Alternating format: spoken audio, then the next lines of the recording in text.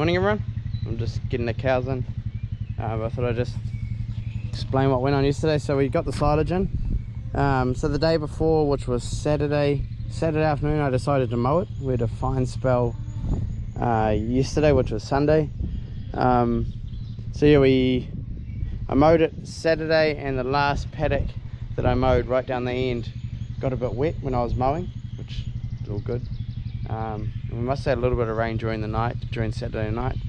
And then yesterday we started putting it in the stack 8:30, 9 o'clock, and it was pretty good. We had a real light shower in the morning, and then at about, I think it must have been 2 or 3 o'clock, we had a real heavy shower.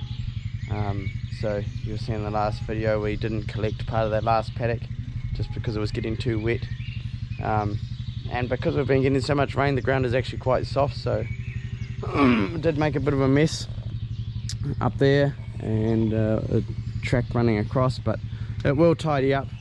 It'll tidy up fine. But the good thing is we got it in the stack, and it should be alright. You can see there's a bit of moisture coming out of it, but I've had that before. So yeah, I might have taken a risk to get this silage in the pit. You know, I could have waited another week, but good thing is that got the grass off, so those paddocks are back in the round now, and they've had a bit of rain, so a little bit of fertilizer, and they'll be away. Yeah, so no, I'm happy to have it in. It should still be good feed. We'll find out when we open it. Alright, let's get to milking.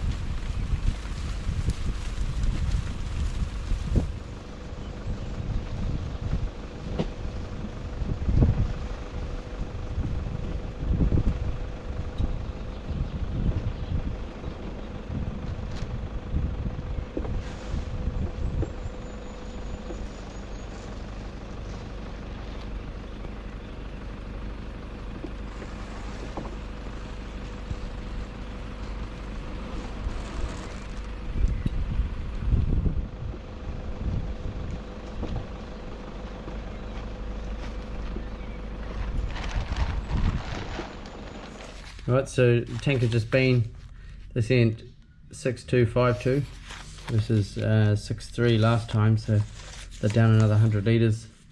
So it's quite a big drop when you see from 6.8 down to 6.3, 6.2. So hopefully they pick that back up soon. Hopefully whatever's made them drop will resolve itself. So a couple of videos ago we cut silage at that block and we got a bit of rain in the afternoon. I think it was I can't remember exactly when it was, but it actually got bailed that night, so okay, it was only down for a day, which it, you know, that's what it normally should be. So yeah, we're lucky we got that in. So got 28 bales off that block, so we're able to bring those ones home.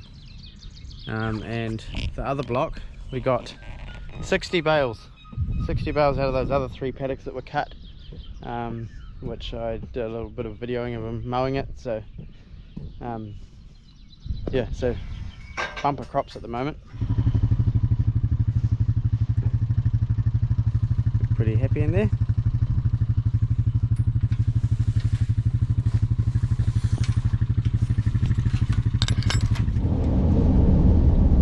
Oh, beautiful rain. Look at that. Perfect. Alright, so someone asked me a question. I'm not sure what it is now because I've left my phone at home, but they just asked what RPM the silarator is running at. So the tractor's running at 540. Not sure what the drum of the silarator is running at. You do have the option of switching the pulleys over. You can put the big one on the bottom, the small one on the top. When my dad brought one of these silarators, it had the small one on the top and the big one on the bottom, so it was geared down. He thought the only reason why it would have been geared down is someone with a bigger tractor was running it at 1,000, so gearing it down and running it at 1,000 sort of equaled out the speed of the drum. But here in the John Deere, we just run it on 540 Eco, so the tractor's only doing just over 1500 RPM. Whereas if we run it on the case, you run it at full revs, which is 2100, something like that. So yeah, I'm not sure what the speed of the actual drum is doing, but they sound like they're singing when they're shooting grass into the trailer. They sound really good. Sound like a forager, or, you know, like a chopper. So yeah, we actually had the roller come off yesterday. We've got to put new bearings in there. It's been spinning on the shaft, and for some reason the bolts loosened off on the stand on that side. Should have one of those loosened off and fell off, so we'll fix that at a later date. But yeah, this is the aftermath from yesterday. All the mud and water. Yeah, give it a wash later. When you see the cows all sitting down like that, they look pretty content, so it's not the lack of feed, it's the lack of quality, I believe. It's just gone to seed and stalk. Other things could be lack of sunshine. It's not lack of rain, plenty of rain, so yeah, I don't know.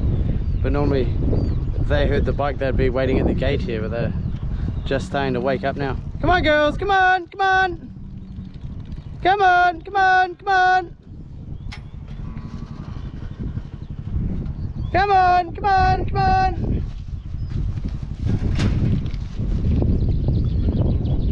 He's starting to get up. Come on, come on, come on.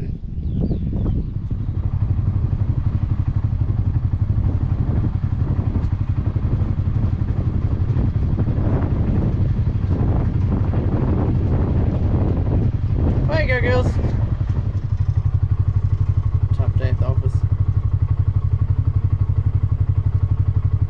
She's not feeling well, Miriam, for some reason. Got a bit of a temperature.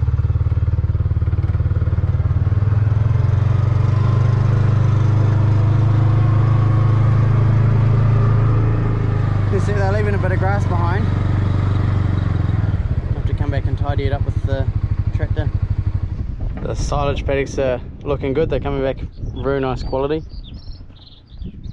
Another week, 10 days, about to graze those off. And look at those beauties. They're doing really well.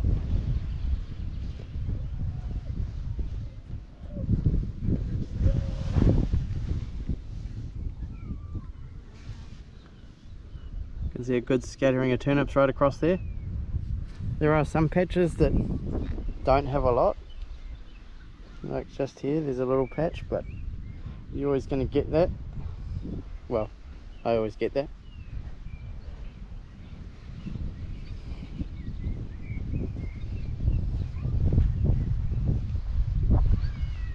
There's another patch here where it's a bit light. It's got a lot of, I think that'll be paspalum. Alright, so we're on to the piece that was direct drilled.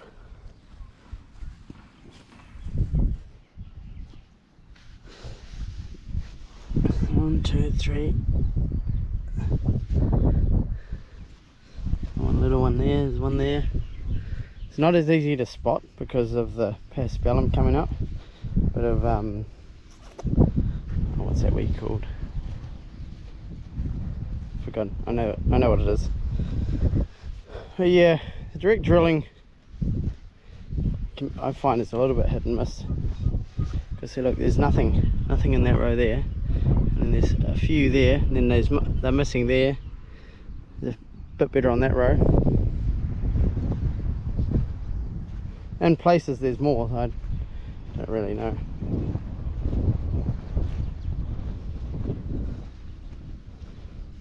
And this is where we're calibrating the drill. You can see all the spots. It's thick with turnips. Maybe I should grow them like that. Be putting them on at 20 kgs a hectare. Just end up with a mat of turnips.